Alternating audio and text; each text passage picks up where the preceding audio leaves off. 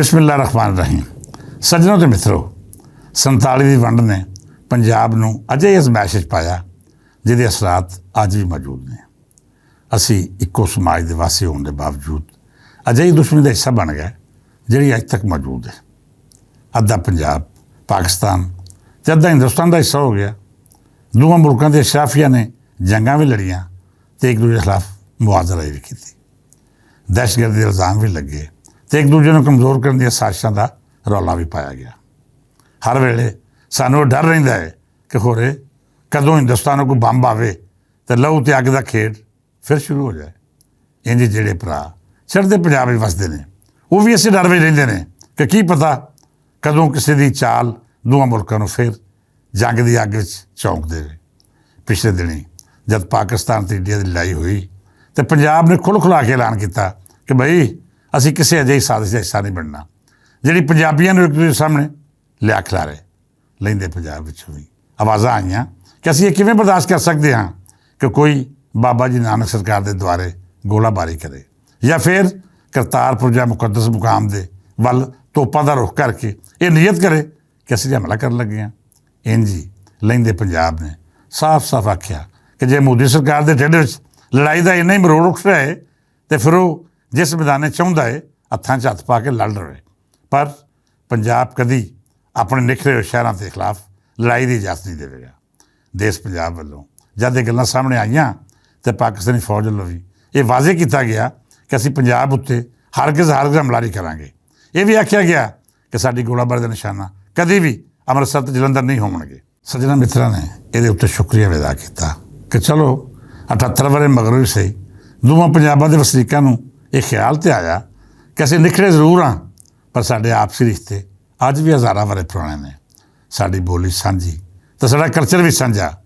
ਵੇਖੋ ਜੇ ਅਸੀਂ ਇੱਕ ਨਾ ਹੁੰਦੇ ਤਾਂ ਦਲਜੀਤ ਦੋਸਾਂਝ ਕਦੀ ਵੀ ਲੈਂਦੇ ਪੰਜਾਬ ਨਾਲ ਜ਼ਰੂਰਤ ਰੱਖਣ ਵਾਲੀ ਅਦਾਕਾਰਾ ਦਾ ਮੁਕੱਦਮਾ ਨਾ ਲੜਦਾ।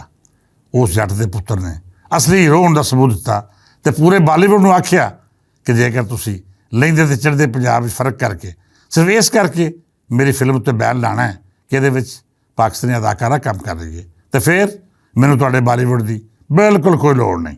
ਇਹ ਉਹ ਮਹਾਨ ਪੰਜਾਬ ਦਾ ਪੁੱਤਰ ਹੈ ਜਿਹਨੇ ਮੁਹੱਬਤਾਂ ਦੀ ਅਜਿਹੀ ਸਾਂਝ ਪਾਈ ਜਿਹਨੇ ਪੂਰੇ ਪਾਕਿਸਤਾਨ ਨੂੰ ਆਪਣਾ ਮਕਰੂਸ ਕਰ ਲਿਆ। ਚੜ੍ਹਦੇ ਪੰਜਾਬ ਵੱਲੋਂ ਜੰਗ ਦੇ ਦਿਨਾਂ ਵਿੱਚ ਵੀ ਲੈਂਦੇ ਪੰਜਾਬ ਜਾਂ ਪਾਕਿਸਤਾਨ ਦੇ ਖਿਲਾਫ ਕੋਈ ਅਜਿਹੀ ਗੱਲ ਸਾਹਮਣੇ ਨਹੀਂ ਆਈ ਜਿਹਨੂੰ ਅਸੀਂ ਨਫ਼ਰਤ ਦਾ ਜੋੜ ਸਕੀਏ।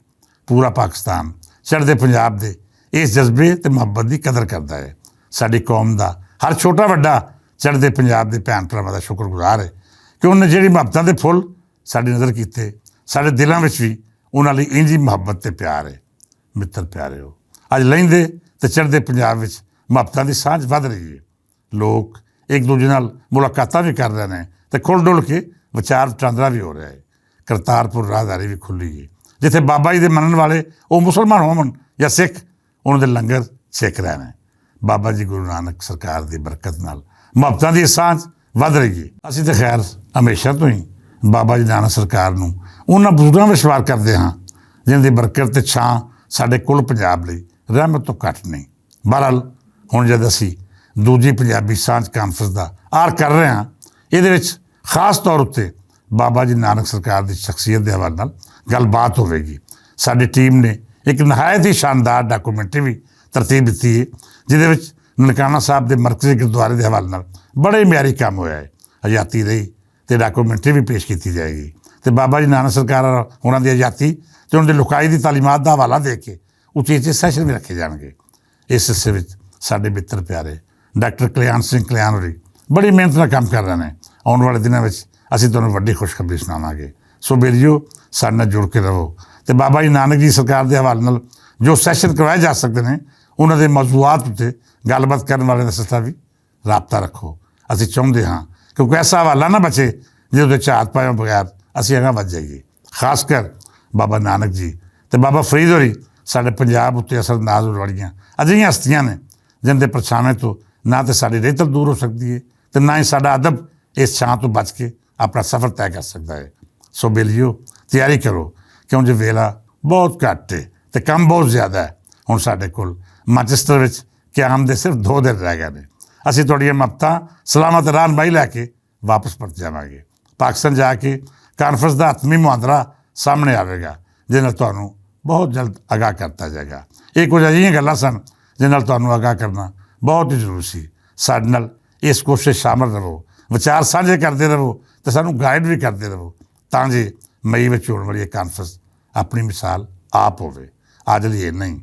ਇਸ ਦੁਆ ਨਾਲ ਇਜਾਜ਼ਤ ਦਿਓ ਕਿ ਰੱਬ ਸੱਚਾ ਸਾਡੇ ਪੰਜਾਬ ਨੂੰ ਆਬਾਦ ਰੱਖੇ, ਲੈਂਦੇ ਚੜ੍ਹਦੇ ਅਤੇ ਤੀਜੇ ਪੰਜਾਬ ਵਿੱਚ ਆਪਣੀ ਖਾਸ ਮਿਹਰ ਰੱਖੇ ਅਤੇ ਇਹਨੂੰ ਹਰ ਮੁਸੀਬਤ, ਮੁਸ਼ਕਿਲ ਅਤੇ ਅਜ਼ਮਾਇਸ਼ ਤੋਂ ਬਚਾਏ। ਫਿਰ ਮਿਲਾਂਗੇ। ਅੱਜ ਲਈ ਇੰਨਾ ਹੀ। ਇਜਾਜ਼ਤ ਦਿਓ। ਰੱਬ ਰੱਖਾ।